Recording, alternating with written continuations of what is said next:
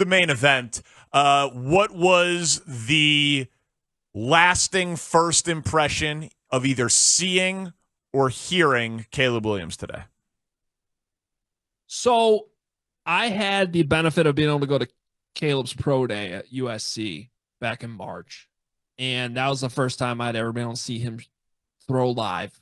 And same type of deal, right? It's a pro day. It's scripted. Today's a little bit different unless there actually is a defense on the field. But we're not talking about the most difficult practice of all time today either. So it should look good. It should look natural. It should look easy. And he checks all those boxes again today. And I do think that matters to a certain extent. I'll give you an example from even individual drills today. They're just running go routes over and over and over again. You see it every NFL practice you've ever been to. But I don't know how often I've seen a ball 40 yards downfield in the same exact spot, throw after throw after throw, with like the same trajectory, right in the same spot, all of them accurate. The only one that hit the ground was a drop by one of the rookie tryout tight ends. Usually they still, that one landed 2 yards out of bounds. This one was a little bit inside towards the hash. They're not always accurate.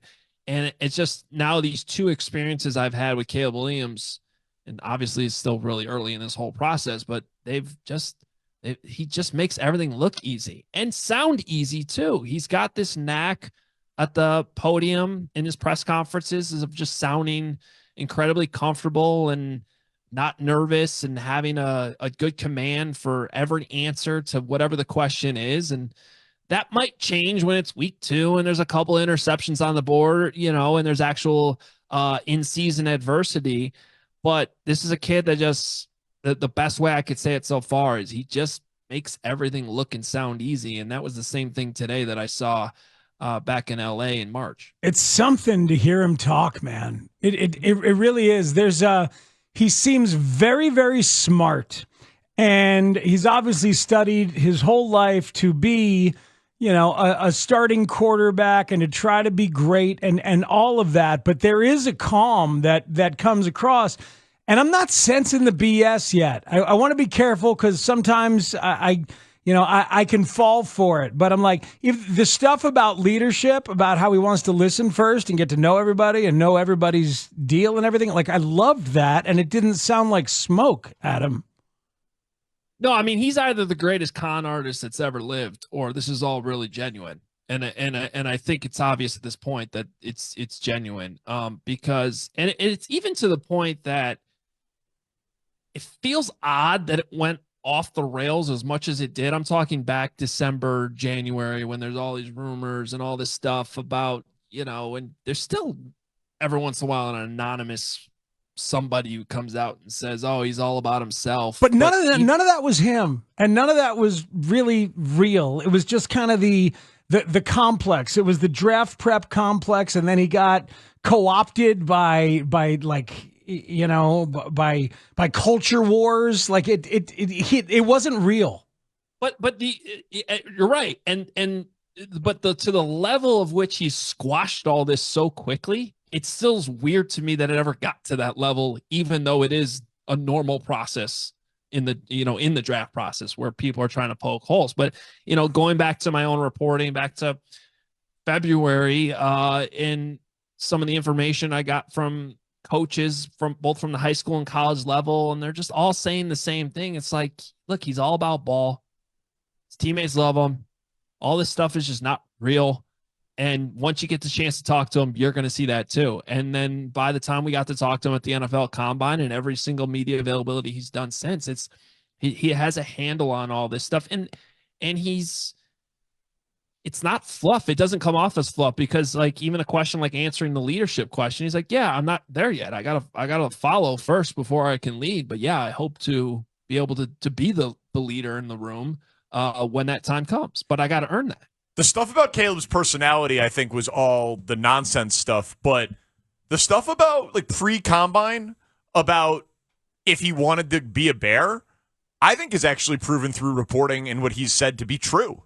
Like that he was asking them questions. Why has no quarterback been successful here? Like, not that he didn't want to be a Bear, but that he was he was interviewing them just like they were interviewing him. I think that has actually aged as a true fact of the Caleb Williams pre-draft story. Would you agree? I agree with you on that, Danny, and I also don't have a problem with it. No, neither do I. But that did contribute to the noise, the speculation of how powerful is this guy and what levers is he going to pull and how is he going to maximize his power.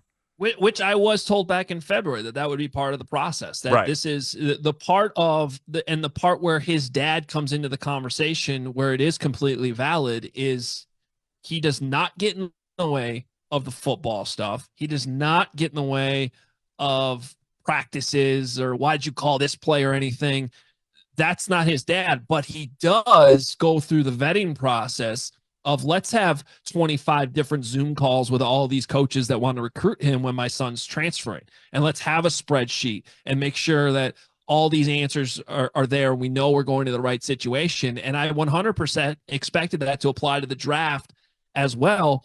And I think there is, Danny, a world where if the Bears had been in a different situation where they were not ready to have Caleb Williams insulated the way they do now, maybe there is a world where he would have put his foot down and his camp would have said, we're not coming to Chicago. Right. But it ended up not being a problem. It was a non-issue.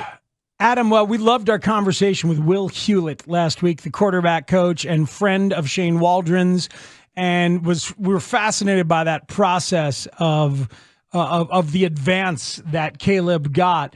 How might it matter, the advanced study that he got, whether it was the full plays or the route trees and certainly the zooms and like the rare things that a number one overall pick can get to do with access? How might that manifest, do you think?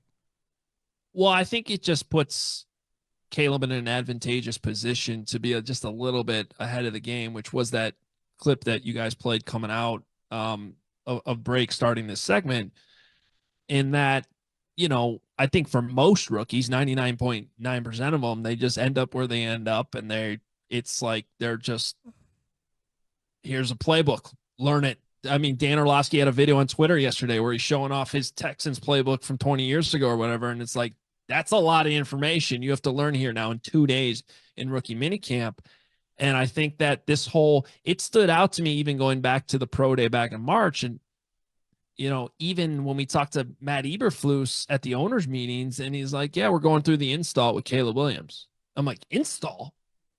Like, the guy's not on your team yet. We all know he's going to be, but this is, it speaks to, I just think, another example of the Bears just doing sort of common sense things here, and it being sort of a new era with that. Let's just get ahead of the game. Let's give him we know he's our pick. Let's give him this. Let's get him start to work on this stuff early. As long as it's all legal to do, why not do it? And they're just, I think it just gets him in a more comfortable spot quicker. And that's what you want, because these rookie seasons for any rookie, but especially for rookie quarterbacks, they're hard, and he's going to have some tough times. But the quicker you can get him into a spot where he's comfortable, and the quicker he's going to be able to show you what he's showing you in these practices already of how he can make things look